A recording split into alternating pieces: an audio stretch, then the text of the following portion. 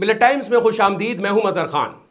अब शायद उन लोगों की जबानें चुप हो जाएंगी, शायद उन लोगों को शट अप कॉल मिल जाएगा जो लोग AIMI मीम पार्टी को बीजेपी की या कांग्रेस की बी टीम बताने की कोशिश करते हैं।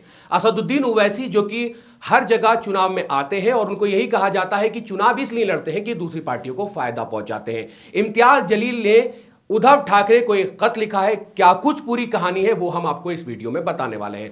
लग यही रहा है कि अब जो चुनाव होंगे महाराष्ट्र के अंदर तो हो सकता है उद्धव ठाकरे और AIMI मीम पार्टी जो है वो साथ में मिलकर चुनाव लड़े। आइए मैं आपको बताता हूं क्या कुछ जो है वो चुनावी गलियारों में खबरें चल रही हैं। 2014 के बाद से ही महाराष्ट्र में AIMI मीम ने राजनीतिक तौर पर अपने पैर पसारने शुरू किए थे। 2014 विधानसभा और 2019 के विधानसभा में मजलिस ने दो विधायकों के साथ अपनी मजबूत उपस्थिति दर्ज कराई थी। इसके साथ ही 2019 में इम्तियाज जलील औरंगाबाद से सांसद भी चुने गए थे, मगर 2024 में वो सांसदी का चुनाव हार गए और हारने की वजूहात भी पता है। लोग आज पछता रहे हैं कि आखिर क्यों इम्तियाज जलील को मौका नहीं दिया था। विधानसभा चुनाव 2019 में पूरे महाराष्ट्र में 10 मुस्लिम विधायक चुने गए थे, जिसमें से मीम की तरफ से मुफ्ती इस्माइल कासमी मालेगांव मध्य और शाह अनवर फारूक धुले शहर से विधायक चुने गए थे।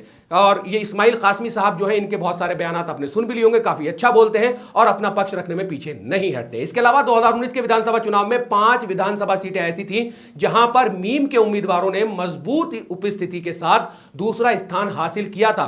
भाईखला विधानसभा से वारिस पठान, सोलापुर शहर मध्य विधानसभा से हाजी फारूक मकबूल, नांदेड़ से उत्तर विधानसभा से फिरोज लाला, औरंगाबाद पूर्व विधानसभा से डॉक्टर गफ्फार कादरी और औरंगाबाद मध्य विधानसभा से नसरुद्दीन सिद्दीकी शानदार चुनाव लड़ने के बावजूद हार गए थे, दूसरे नंबर पर रहे थे। फिर यही कहा जाता है कहीं ना कहीं मीम पार्टी जो है वो वोट काट लेती है और जो दूसरी पार्टी है उसको फायदा होता है। लेकिन यहां शट अप कॉल है और जो गठबंधन के साथ जो है गठबंधन करने की कोशिश है। इस प्रकार कहा जाए तो सीधे तौर पर इन 7 सीटों पर तो मीम की सीधे दावेदारी है, जहां वो अपनी मजबूत राजनीतिक पकड़ के साथ जमीन पर मौजूद है। इसके अलावा पूरे प्रदेश में 25 सीटें ऐसी हैं जहां पर सीधे तौर पर मुसलमान मतदाता ही जीत हार को तय करता है। एक रिपोर्ट के अनुसार मीम महाराष्ट्र के प्रदेश अध्यक्ष इम्तियाज जलील ने महाविकास अघाड़ी में शामिल होने के अपने प्रस्ताव के तहत 28 सीटों की मांग की है। इस मामले में शिवसेना के संजय राउत ने कहा है कि इस मुद्दे पर वो शरद पवार के फैसले के बाद कुछ तय करने की स्थिति में होंगे। यह भी गौर करने वाली बात है कि जिन सीटों पर मीम हाल के समय में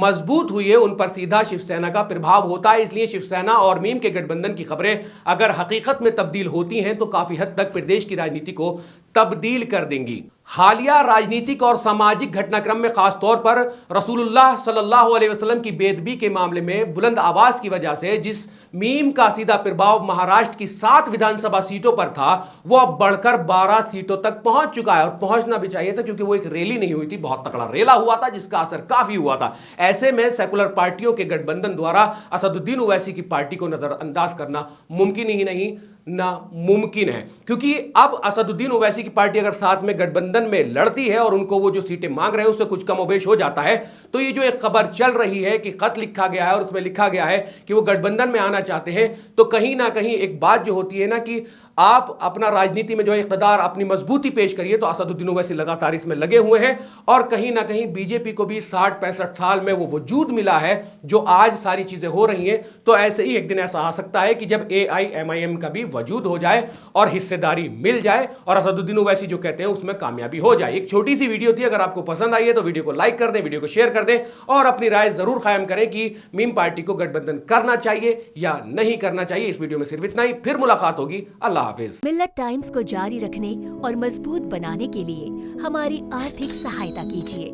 ये एक आजाद मीडिया हाउस और कमजोरों की आवाज है। आप हमें देखें, सुने, पढ़ें और हर महीने ज्यादा नहीं सिर्फ 100 रुपए से मदद करें। डिटेल्स डिस्क्रिप्शन में मौजूद हैं।